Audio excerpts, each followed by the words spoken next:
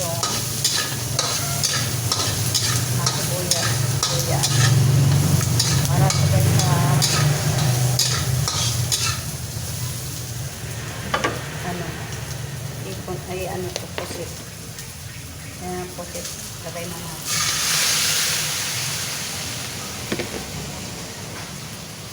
So, binigay ko ng aking anak.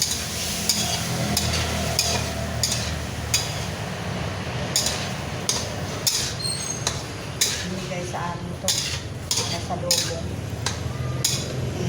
May baso na sa amin. Asawa ng anak ko. Para may ulam na rin. Ayan. Isa muna natin. Lagyan natin ang mga ingredients.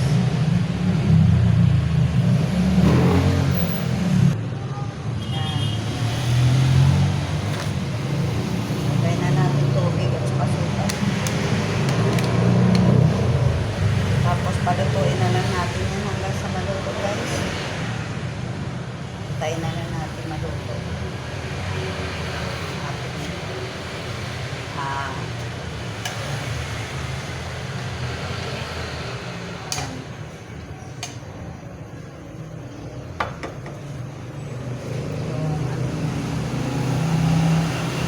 Pusit.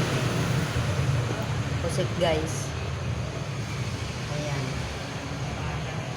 Antayin na lang natin hanggang sa maluto yung ating pusit. Parang ginisa ko lang sa guys sa ano, sa bawang, luya, sibuyas, tapos may sili lang at saka suka lang. Wala nang patis, guys, kasi hindi naman adobo yan eh. Parang ginisa ko lang. Nilagyan ko lang ng suka.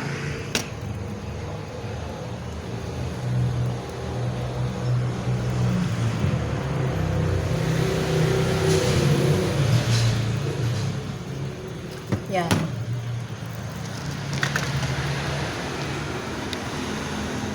Ayan, guys.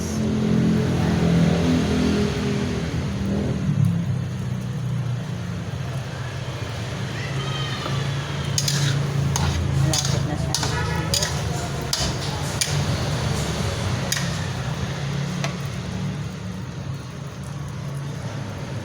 Ginisa ko lang sa ano, sa suka, guys, sa sibuyas, bawang, luya, siling green. Tapos nilagyan ko lang sa tubig at saka suka. Hindi ko na nilagyan, guys, ng ano, ng toyo kasi adobo na yan pag nilagyan natin ng toyo. Ano lang to? Tubig lang at saka maasin-asin suka, no? Maraming salamat po.